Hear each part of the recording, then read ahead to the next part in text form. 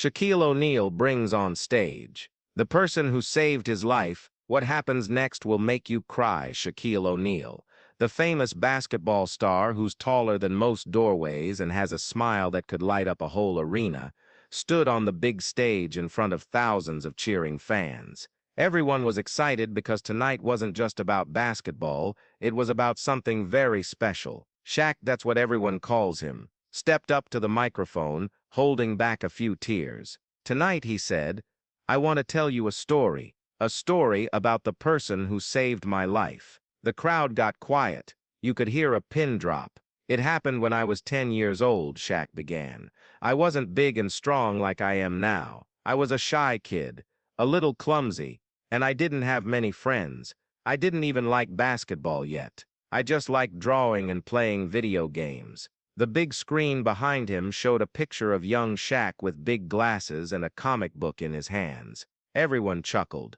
But one day, Shaq continued, I got bullied at school. A group of kids pushed me down, called me names, and broke my glasses. I ran behind the school, crying and hiding. That's when he found me. The crowd leaned in. Who was he? A boy named Marcus, Shaq said, smiling. Marcus was small, smaller than me, but he was brave. He gave me his extra pair of glasses and said, don't let them decide who you are. You're going to be something big someday.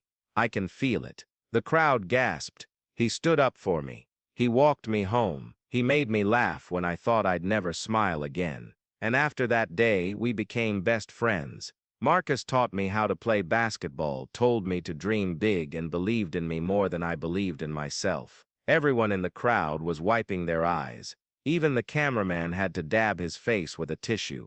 But then, Shaq said, his voice getting quiet, something sad happened. When we were 12, Marcus moved away. We lost contact. I never saw him again. I've been looking for him ever since. And guess what? He paused. The lights dimmed. I found him. The crowd exploded in cheers as the spotlight turned toward the side of the stage. A man in a red hoodie and jeans stepped out slowly, looking shy. He had curly hair and a wide smile, but he looked surprised to be there. Shaq opened his arms and gave him the biggest hug ever. The crowd cheered even louder. This, Shaq said, is Marcus, the boy who saved my life. The boy who believed in me before the world ever knew my name. Marcus looked around, his eyes full of tears. I never thought you'd remember me, he said softly. Shaq laughed.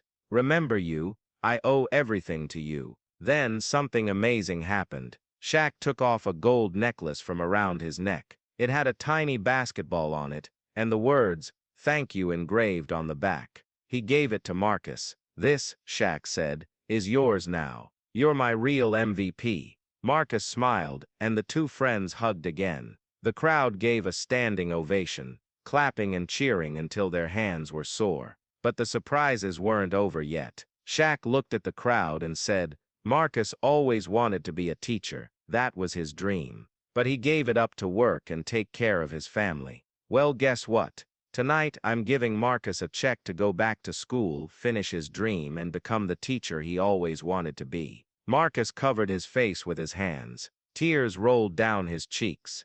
I don't know what to say, he whispered. Shaq grinned. Say you'll come over for pizza and video games like old times.